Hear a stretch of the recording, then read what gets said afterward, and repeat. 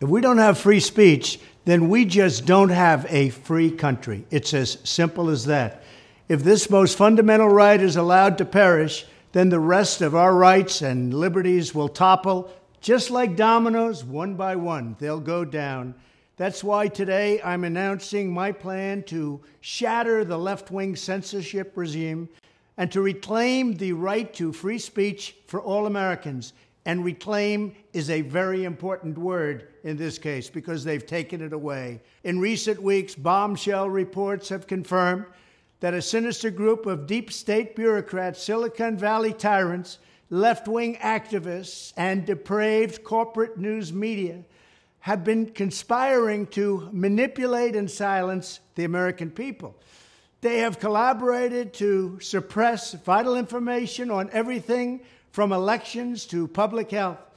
The censorship cartel must be dismantled and destroyed, and it must happen immediately. And here's my plan. First, within hours of my inauguration, I will sign an executive order banning any federal department or agency from colluding with any organization, business, or person to censor, limit, categorize, or impede the lawful speech of American citizens. I will then ban federal money from being used to label domestic speech as mis- or disinformation. And I will begin the process of identifying and firing every federal bureaucrat who has engaged in domestic censorship, directly or indirectly, whether they are the Department of Homeland Security, the Department of Health, Human Services, the FBI, the DOJ, no matter who they are. Second, I will order the Department of Justice to investigate all parties involved in the new online censorship regime, which is absolutely destructive and terrible, and to aggressively prosecute any and all crimes identified. These include possible violations of federal civil rights law, campaign finance laws, federal election law, securities law, and antitrust laws, the Hatch Act, and a host of other potential criminal, civil, regulatory, and constitutional offenses. To assist in these efforts, I am urging House Republicans to immediately send preservation letters, and we have to do this right now, to the Biden administration, the Biden campaign, and every Silicon Valley tech giant, ordering them not to destroy evidence of censorship. Third, upon my inauguration as president, I will ask Congress to send a bill to my desk revising Section 230 to get big online platforms out of censorship business.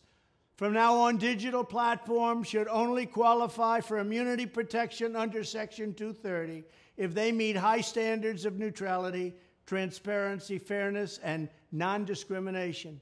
We should require these platforms to increase their efforts to take down unlawful content such as child exploitation and promoting terrorism, while dramatically curtailing their power to arbitrarily restrict lawful speech. Fourth, we need to break up the entire toxic censorship industry that has arisen under the false guise of tackling so-called mis- and disinformation. The federal government should immediately stop funding all nonprofits and academic programs that support this authoritarian project. If any U.S. university is discovered to have engaged in censorship activities or election interferences in the past, such as flagging social media content for removal of blacklisting, those universities should lose federal research dollars and federal student loan support for a period of 5 years and maybe more. We should also enact new laws laying out clear criminal penalties for federal bureaucrats who partner with private entities to do an end run around the Constitution and deprive Americans of their First, Fourth, and Fifth Amendment rights. In other words, deprive them of their vote. And once you lose those elections, and once you lose your borders like we have, you no longer have a country.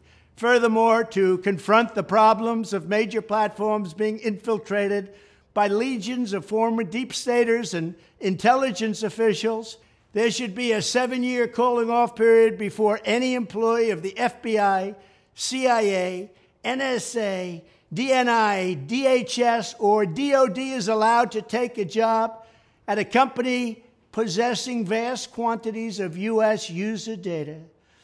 Fifth, the time has finally come for Congress to pass a digital Bill of Rights. This should include a right to digital due process. In other words, government officials should need a court order to take down online content, not send information requests such as the FBI was sending to Twitter. Furthermore, when users of big online platforms have their content or accounts removed, throttled, shadow banned, or otherwise restricted, no matter what name they use, they should have the right to be informed that it's happening, the right to a specific explanation of the reason why, and the right to a timely appeal. In addition, all users over the age of 18 should have the right to opt out of content moderation and curation entirely and receive an unmanipulated stream of information if they so choose. The fight for free speech is a matter of victory or death for America and for the survival of Western civilization itself. When I am president, this whole rotten system of censorship and information control will be ripped out of the system at large. There won't be anything left. By restoring free speech, we'll begin to reclaim our democracy and save our nation. Thank you, and God bless America.